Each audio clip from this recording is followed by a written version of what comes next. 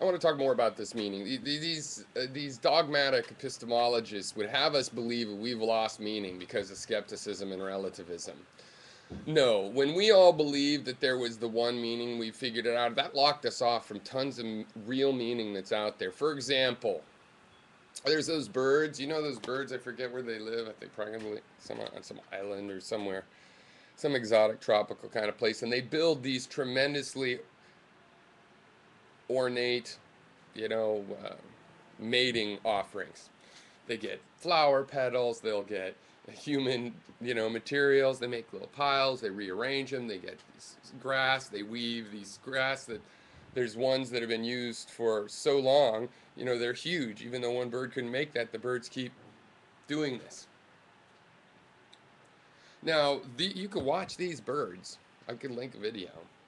And they're rearranging things. They're like, oh wait, that bottle cap shouldn't go there, that should go there. Ooh, those flower petals should be mixed. That one's on the wrong place.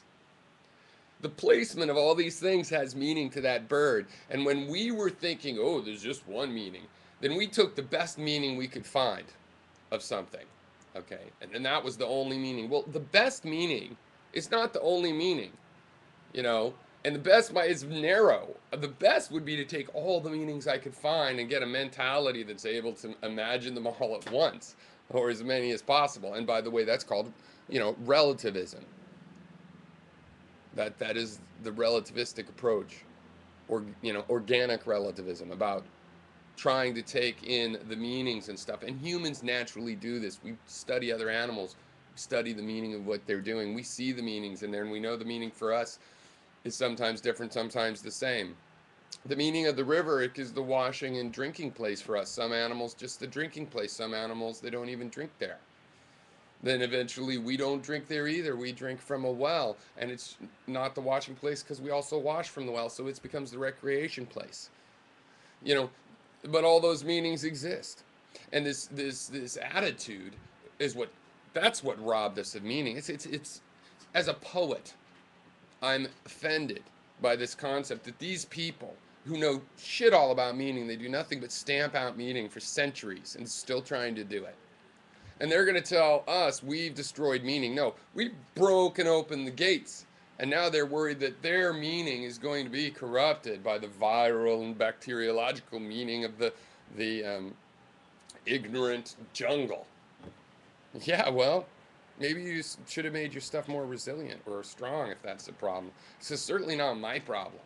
Okay, my problem was that you had up a gate and a cage where was not supposed to, and in terms of my ancestry, not able to appreciate the plethora of meaning that exists in every single event and the beauty of that.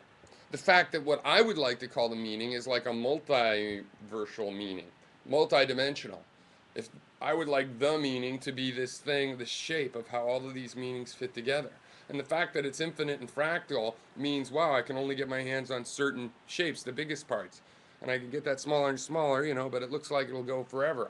I love that situation. I'm totally for that. And they're trying to tell me that this beautiful fractal crystalline structure of meanings woven with and around and in contradiction to other meanings, that's no meaning. And here's their meaning. Their meaning is like, here, a piece of tape, you know? Perfect leaf. I mean, their meaning is just that this is the essence, the leafiness of being leafy.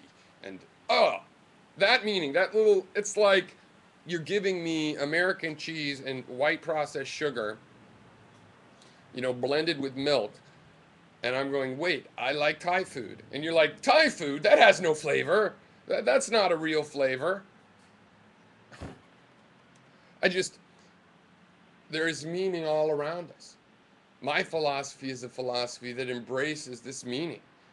To me, you are justified to go out into the forest, the real forest, and find an anthill, or better yet, find an ant trail, and follow that ant trail to see what they're getting and where they're taking it, and to contemplate the meaning of what they're doing, and watch the individual ants, and And what is the meaning of their tasks to them? What about that ant that goes off and sits behind a pebble for a little while? You ever notice that? I have. And to me, I pull this meaning out. And as a creative person or a writer, it would be even a practical thing because there's plots and stories. Yeah, you're projecting, personally ego morphizing some of the situations because you don't have enough details to just like get a complete picture. But you could start to see some of the major features in this crystalline ball of infinite meaning. Because if you go down and complete yourself in the mind and body of that single individual ant, there's some sense of what things mean to him. Temperatures, smells, you know. It can be hard to see at the top level, but you certainly can do it. So you go out and look for meaning in these things. Now, does it have a real meaning? How's that going to get you a wife? Or how are you going to get a job? Well, maybe you get a job studying insects. I don't. Those are important issues.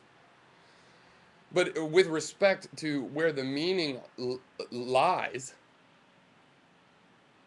or lays, it's all around us. It's in everything, you know. I remember when I was young noticing the little blurry edge on a sharp edge. If you're looking at something, you'll see a little distortion right at the edge, right where the image comes around the edge of this windowsill. If it's a sharp edge, there's a little blurring, a little, and I was young and I wondered what the meaning of that was. And I wondered, is it something in the real world? I mean, obviously, I'm pretty sure the real thing out there isn't warping. So it's something about the light coming to my eyes.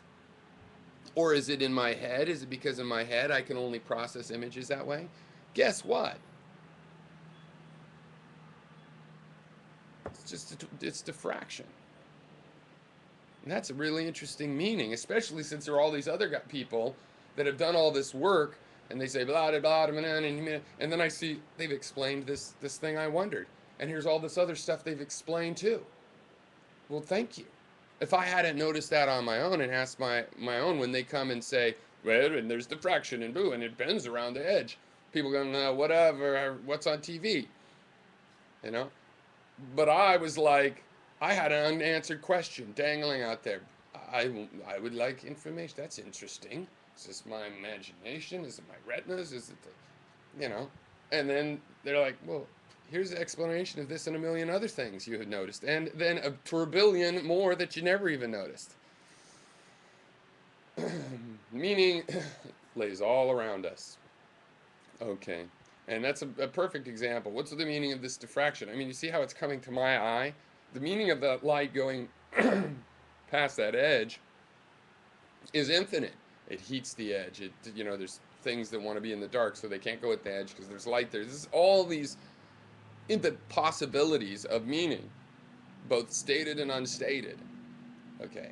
But still, it didn't stop me from wondering, well, what's the meaning of the fact that the image gets a little bit warped right at the edge? Okay. What's the meaning of the fact that I paid attention to those things even when I was a young child? Well, I was an only child, and I was one of the first children of the baby boomers, and so I didn't have brothers and sisters until like 15 years later. I had single parents that were young, and I spent a lot of time with adults or playing by myself, and that's probably where my natural philosophy came from. I have always thought walking around in the woods, looking at things and figuring out what's going on or pretending what's going on, if I can fit something in there, whatever, either way, Just let nature turn the wheels of my mind. And the way, this is one of the things I like about Gary, even though he's so, could be such a jerk to me and everybody and himself. Because, if you let the nature turn the wheels of your mind, that has an always good effect, I think. Even if you claim to hate nature. Okay. So I got on a tangent. I don't know where I was going with that. But anyway, I guess I've already summed up. I was explaining how I got into this natural philosophy thing, probably. Well, yeah, I just have always enjoyed that. And later on, I figured out, that's meaning. I was generating meaning in interaction, because you don't generate things alone. It's an interaction.